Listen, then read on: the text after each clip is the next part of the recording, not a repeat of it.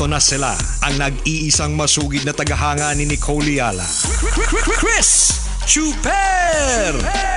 Kasama ang nag-iisang die-hard fan ni Chris Chuper, Nicole Yala!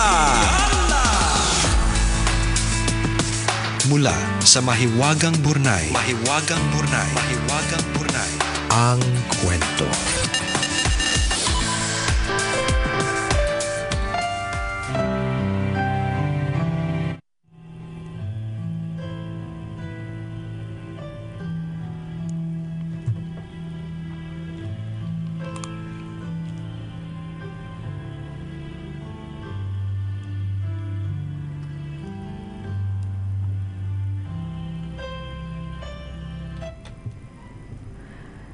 Dear Nicole and Chris, itago niyo na lang ako sa pangalang Loy. Tambalerina mula dito sa Santa Maria, Bulacan. Pusong babae akong tunay, pero kung manamit at kumilos, lalaki. Napasulat ako sa kilig. Yung love interest ko kasi nung 2009, nagbabalik eksena. Sa halip na ipahalata sa kanya na kilig to the max ako, minabuti kong ibahagi na lang sa inyo ang kwento. Huwag kayong mag-alala. Susubukan kong gawing as wholesome as possible. Ay, nalungkot. Nalungkot lahat na nag-wholesome. Na-excite na siya na kanina si Nicole. Kaya lang wholesome pala. Charot. Nagsimula ang lahat nang lumipat ako ng boarding house nung college para mas mapalapit sa campus. Pinaakyat ako ng hagdan para ihatid ng landlady sa magiging kwarto nang dumungaw ang napakagwapong si Jude. Bumagal ang oras at yung ilang baitang na hagdan, pakiramdam ko inabot ng 7 oras bago ko naakyat. Bumalik lang ang ulirat ko nang marinig ko ang boses ni Jude na kasing macho niya. Siya ba yung bago, Ate Vicky? Umuo naman ang landlady. Binilin pa siya na sabihin sa akin ang mga do's and don'ts sa boarding house. Si Jude na daw ang bahala sa akin. Nagmamadali si Ate Vicky dahil babalikan pa niya yung chismisan sa baba. Nung una, akala ko masungit si Jude. Pero nang mas nakilala ko, hindi pala. Kasama niya ang tito niyang guard na panggabi sa kwarto at madalas ako ang pinagluluto ng pagkain. Nung fiesta sa amin, sumama si Jude at ang iba ko pang boardmates. May disco sana pero hindi natuloy dahil malakas ang ulan kaya umuwi na lang kami. Tumabi sa akin si Jude sa pagtulog. Nag-first move siya at tumugon ako. Sumayaw kami ng cha-cha. Walang awkwardness kinabukasan. Pagbalik namin ng boarding house, sumasayaw kami ng cha-cha gabi-gabi. Minsan sa kwarto niya kapag naka-duty yung tiyuhin niya. Minsan sa ilalim ng hagdan. Mabuti na lang payat pa ako noon kaya flexible pa. Nag-i-imagine kami lahat sa mga tsatsahan, ha? Ano ba yan? Isang araw, nagka-girlfriend si Jude. Pinili ko na lang lumayo. Until recently, 15 years mula nang huli naming tsatsa, nagparamdam siya.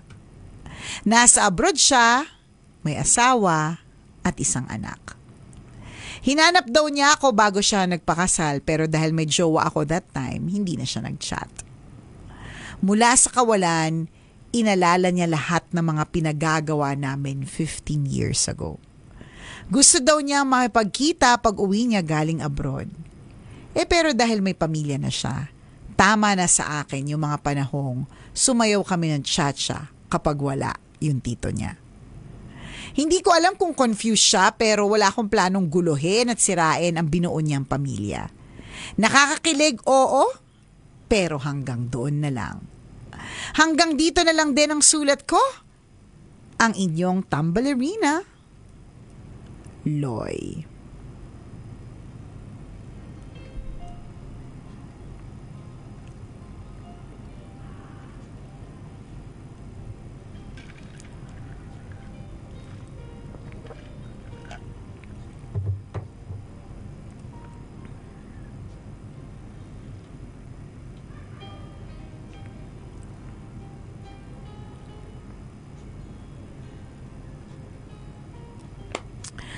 Hello sa'yo, Loy. Una sa lahat, gusto kong sabihin sa'yo na very good ka. Yan, very good ka sapagkat because you know your boundaries. Napakarami ko kasing kakilala na alam na nga nilang may asawa, alam na nga nilang may mga anak. O, di ba? Anong ginagawa? Patuloy pa rin ang pagtsatsa, di ba? Nakaka-lurk. So very good ka diyan sa pagdedesisyon mo na wag makipagkita kay Jude, 'di ba? Maganda naman talaga na minsan talaga sa buhay natin yung mga ibang mga bagay-bagay kailangan manatiling na lamang na alaala, 'di ba? Magsilbi as good, fun and happy memories. Kasi yan yung sinasabi natin Kaya nga ako naniniwala ako, ako yun na yung mga exes hindi sila pwedeng maging friends ulit kasi may mga pag-aalala At yung kapag mabuti kung single pa rin sila, okay lang alalahanin. Okay lang alalahanin tapos ituloy sa tunay na buhay ang mga pagtsatsatsang pag-alala, 'di ba? Pero kapag may pag-aalala tas may mga pamilya na sila, mahirap Kasi 'di ba you have history together. At yung history na yun, lalong-lalo na kung masaya, kung may sarap, 'di ba? Hindi siya madaling kalimutan. Na-imagine nga ng lahat, pawis na pawis kayo kanina habang nagtsatsacha. Na-imagine ko nga yung pagiging flexible mo sa ilalim ng hagdan So maganda yan. Maganda na naikwento mo lang, gusto mo lang i-share sa amin. Hindi mo kailangang humingi ng advice, but I think kahit hindi ka humingi ng advice, binibigyan mo pa rin through your story ng advice yung ibang mga tao na nasa ganyang klaseng sitwasyon. Correct. Natandaan, meron kang choice. Hindi porke nagparamdam yung ex mo, ibig sabihin magpaparamdam kang pabalik. Ibig sabihin kailangan magkita kayo porke may history kayo together. Porke gusto ninyong magbalik tanaw sa mga pinagagawa ninyo nung araw. You always have a choice to say no. Hindi mo pwedeng sabihin, marupok lang ako. Hindi! Diba? Pwede kang tumanggi, pwede mo ang deadmahin Kasi para saan? Alam mo na may asawa at mga anak Tapos may pag-reminisce pang nalalaman. Diba? So very good ka. Yun lang yung masasabi ko sa'yo. Diba? We're so happy. Hindi ka man humingi ng advice.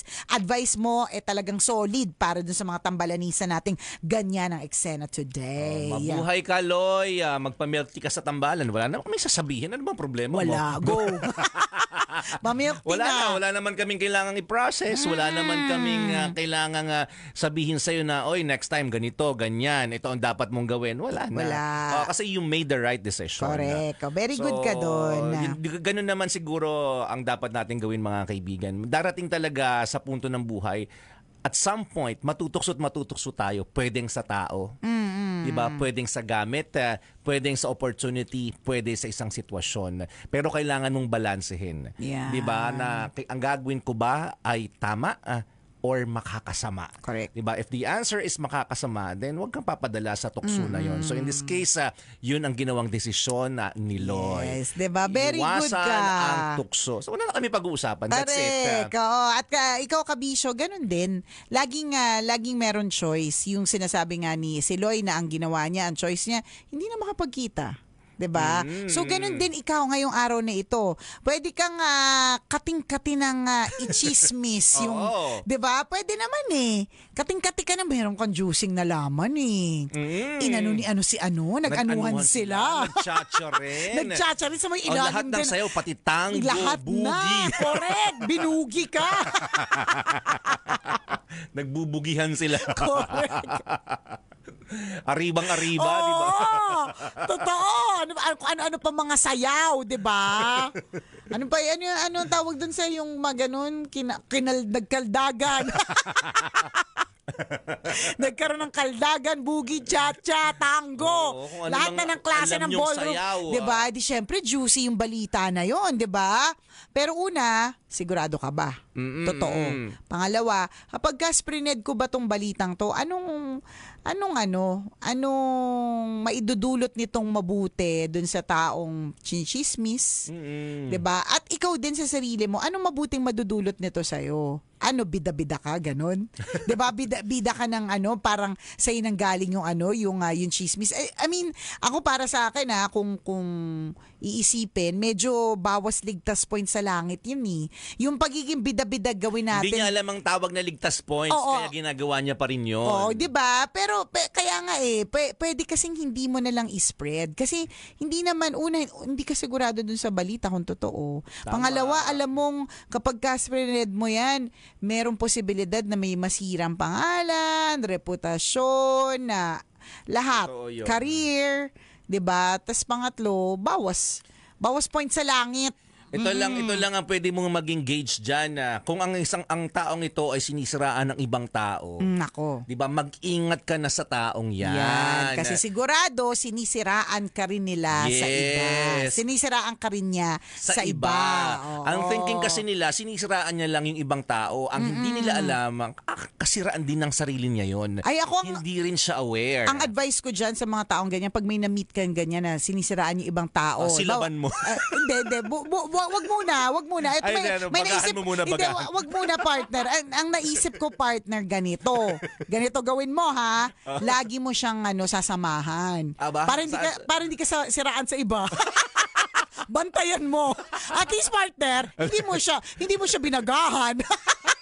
Hindi siya siniliban. Samahan mo na lang. Oo, 'di ba? Kapag nga nakita mo pupunta somewhere, sumunod ka para sigurado hindi ka siraan sa iba. Ganon. Hindi, pero totoo, 'di ba, partner? May option kayo. Pwede mo kasing ikalat, pwedeng hindi. Oo naman. Pwedeng tumahimik, pwedeng hindi, 'di ba? Alam mo, later on kung halimbawa ganyan ang ugali mo ngayon, pwede pang baguhin 'yan, ha? I mean, in time, hopefully, when you mature, marirealize mo na, hindi pala tama yung gano'n na may mga sinasabi ako tungkol sa ibang tao. 'Di ba? Kasi ano yung gain nun sa'yo? Diba? Ano yung bida ka kasi may bago kang chismis, no? Diba? Ganun. Hindi ganun yung hindi sana sa ibang paraan mo gawin yung pagiging bida-bida mo. Yan, diba? Yung talagang alam mong merong gain para sa'yo. Yung ganun. Yun nga yung sinasabi natin, di ba?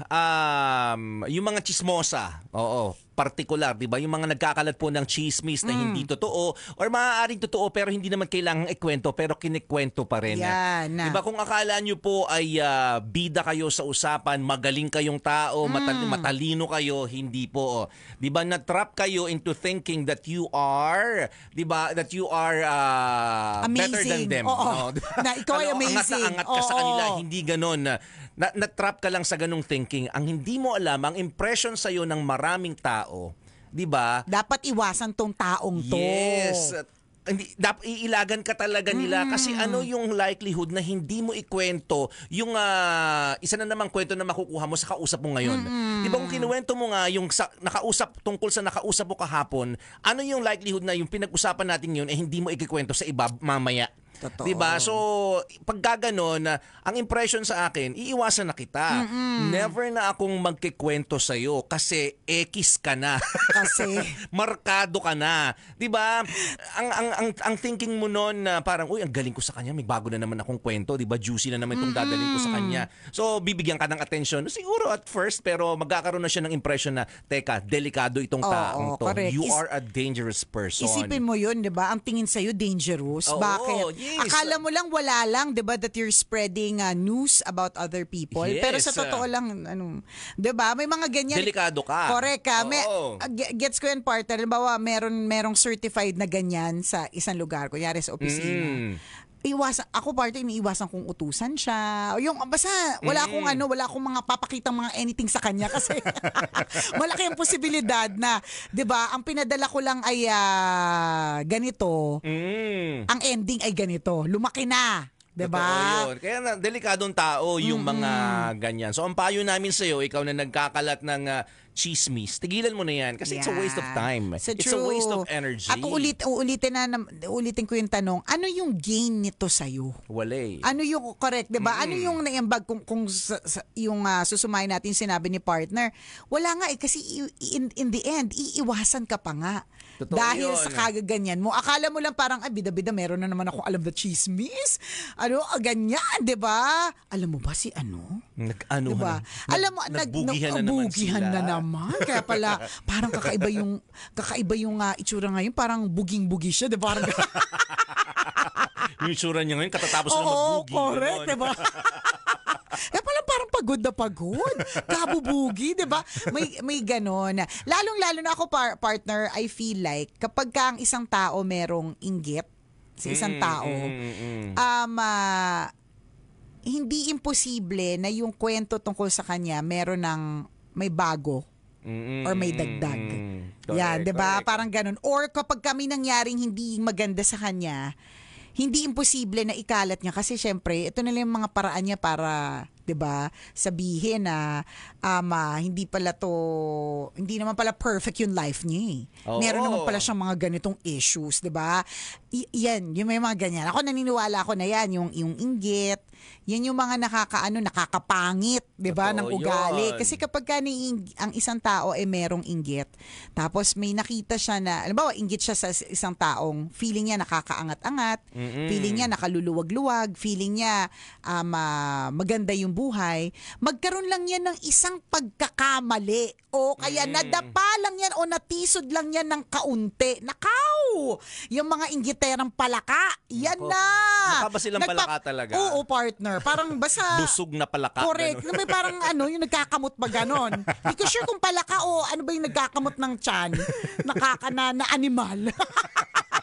Basta animal. Hindi, pero 'di ba, partner, yung magkamali na siya ng konti, may mangyaring hindi maganda sa kanya, parang nagpepiesta yung mga inggitera. Yes. 'Di ba? Nagpepiesta sila. Grabe, kakapiesta tong balitang to. Yung kinaiinggitan ko, may ganitong nangyaring hindi maganda sa kanya.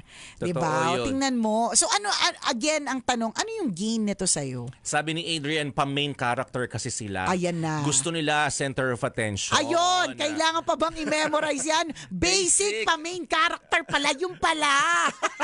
Yung pala yung gain nila. This portion was brought to you by ACS Manufacturing Corporation, ISO certified maker. Totoo, yung pala yung gain nila, pa-main character. Pa-main character pero kontrabida. Diba? Ikaw kung sige, pa-main character. Okay, sige, na-answer na. I get it, yung pa-main character. Pero yun nga, kung iisipin mo din, bawas point sa langit yun eh. Kung susumahin mo bawas point sa langit. Yun lang ang problema. Ganon. Kailangan maging maging maingat doon sa mga nagkakalat ng chismis. Maging maingat kayo. You have to determine your behavior. Kasi baka mamaya, habit mo na yan. Hindi mo napapansin. Meaning, hindi mo alam na mali na yung ginagawa mo. Akala mo masaya pa. Yes, akala mo pabida ka pa. Correct, diba? nakakatuwa Pa-main ka. character ka pa. Pero hindi mo alam, di ba, hindi na rin maganda yung effect sa'yo. Kasi, maaari hindi mo mamalaya na, di ba, pumapangat ka. Wala ako nakitang magandang chismosa. Correct. Correct. Parang pangit. Isa lang ang itsura nila. Papangit sila ng papangit, di ba? So minsan hindi mo na mamalayo yun. Bakit kaya ako pumapangit? Kasi chismosa ka, hindi mo titigilan yung kakachismis. Diba? So kailangan ma-determine mo yun. Tingnan mo yung yung mga nananahimik ng normal, di ba? Blooming sila. Pag pumapangit, chismosa yan, di ba?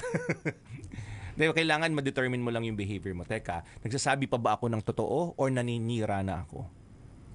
Correct. Kailangan alam mo pa yun. Alam mo pa yung difference ng dalawa. Kanina nakatutok sa atin si Father MC Leo Ramos. So hindi ko alam kung nakatutok pa rin siya, pero yan, nakaantabay siya sa ating live kanina. Thank you so much.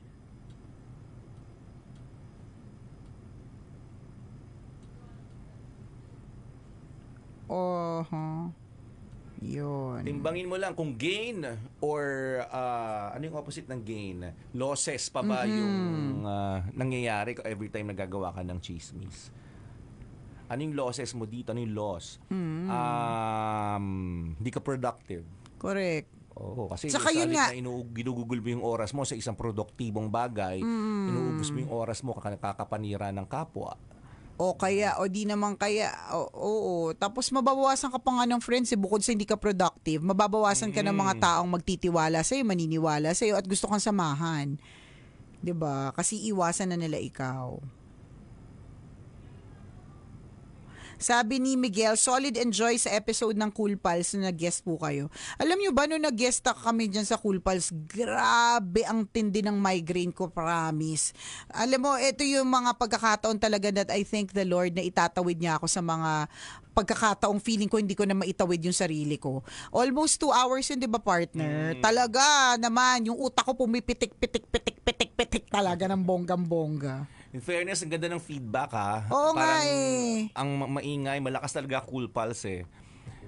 Maingay yung guesting namin sa sa Cool Pals. Tama yan. So may iba pa ding platform talaga na source of entertainment. Yes, Podcast. correct. So yung Tambala, nasa podcast din, nasa Spotify. Kung na-miss nyo yung mga episodes sa radio o kaya dito sa FB Live, marami kaming magagandang episodes sa Spotify. Ayan, naka-podcast din po yung ilang episodes ng Tambalan. Yes. So, ang tabayanan. Sabi pa ni Joe Venus, tapos kung sino pa nagkakalat ng chismis, sila pa ang backfighter. Hinihingi pala yung comment mo. Oh. Hindi na po ugali yun, nasa katawan na nila yun, sabi ni RV Sazon. May bayaw ako, sabi ni Sagi Girl. Tawag ko Jollibee kasi bida-bida. Ang bait sa ibang tao pero sa pamilya grabe. Sabi ni Ewer, sabi nila pag may gusto kang babae, ang ligawan mo yung magulang. Kaya ngayon, 6 years na kami ng mama niya. Huy, merong nagpo-flood ng message, si Mysterious. Nako wag mong isipin yan. Sabi niya, sana bukas hindi na lang ako magising. Wag! Laban lang, ano man yan, lilipas din yan. OMG the OG, sabi ni Divine_Rockwell.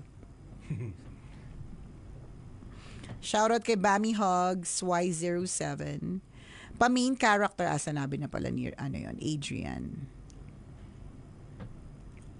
Dati ko pang sinusubaybayan tong dalawa na to. Broken pa si Nicole noon. Sabi ni Queen Barbie Lizandi. Thank you. Salamat.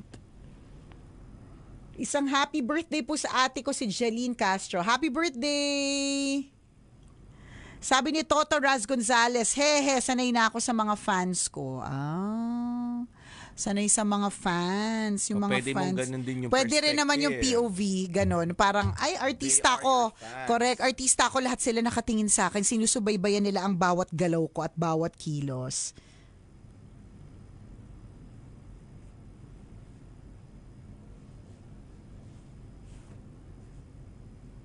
Grabe din kayo tumawa pa, nakakahawa ang good vibe, sabi ni Lenny. Grabe na miss ko po kayo, sabi ni LM Strong. Grabe pa rin kayo. Grabehan naman, puro Grabehan. grabe. Grabing grabe. Si Ken_23, tambalang may learnings and comedy. Koy Joves, kunwari concern. But the truth is, gagawin kang weapon pag nag-away kayo. O gagawing weapon pag nag-away kayo. Ay, totoo yun. Totoo din yun. Ano ba, meron ako nabasang caption parang, kumusta na ba ako sa kwento mo tungkol sa ibang tao? Baka mamaya palitan ko na si Satanas sa kwento mo. Parang ganun. O palitan mo na Oo. si Satanas sa kwento mo. Shout out kay Aimee Loba Asis. Ang daming hearts. Thank you. Eating Choco Mani, si Owa Per Ranger. Thank you. Tagal nyo ng tandem, sabi ni Michelangelo, 11,499. Yes, since 2004. Joe Venus, ang pagkakaalam ko sa ganyang tao, may insecurities lang sila at may issue sa self nila. True. Thank you. Janet Timbas de la Cruz, pa-shoutout po Nicole and Chris from Dubai, UAE. Magbabakasyon po kami this Christmas. Hopefully makapunta kami dyan sa station ninyo. Ano pang gusto nyong alay? Camel, buhangin o arabo na may na amoy sibuyas? Any of the above. Basta totohanin mo. Basta totohanin. Salted comment is watching from Puerto Princesa City. Si Ken is watching from QC. Salamat. Ito ang tambalang hindi nagigiba Salamat. Ganda naman ang insights ng hosts. May learning, sabi ni Forever With You. Ay, taray. The hosts. Salamat. Pero meron namang mga pagme-main character tsaka mga pagbida-bida na nakakatulong talaga. So for example, yung mga bida-bida sa pagtatrabaho. So dahil bida-bida sila, pa-main character sila, napapansin sila, mas mabilis ang promotion. And in turn, dahil mas mabilis ang promotion, mas malaki din yung naibibigay para sa pamilya. 'Di ba? May mga ganong klaseng pagbibida na nakakatulong naman talaga. At dapat alam nyo yun. Tingnan mo yung classmate mo dati sa classroom. Kung sino yung bida-bida, sumbong na sumbong sa teacher. Di ba mataas ang grades? Oh, tingnan mo.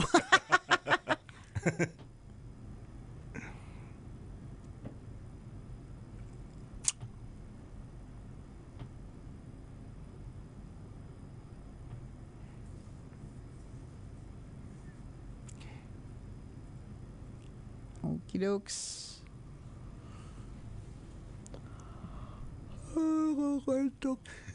Sorry po. Fiesta din ba kayo? Oo, siesta time. Pa-shoutout naman po mga idol, Miss Nicole, Sir Chris, RV Brazos ng Zapote, Las Piñas. Salamat.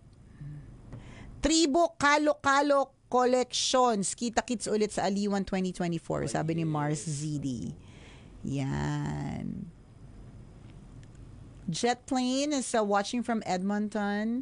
Mahirap lang dito sa sa TikTok yung mga pangalan po ninyo may mga kakaiba, no? Oo nga, ba't iba yung mga pangalan sa TikTok? Facebook, madami original name real names. Correct. Dito sa TikTok, iba-iba Ryan 909C, lupit nyo sa Cool Pals. Thank you po.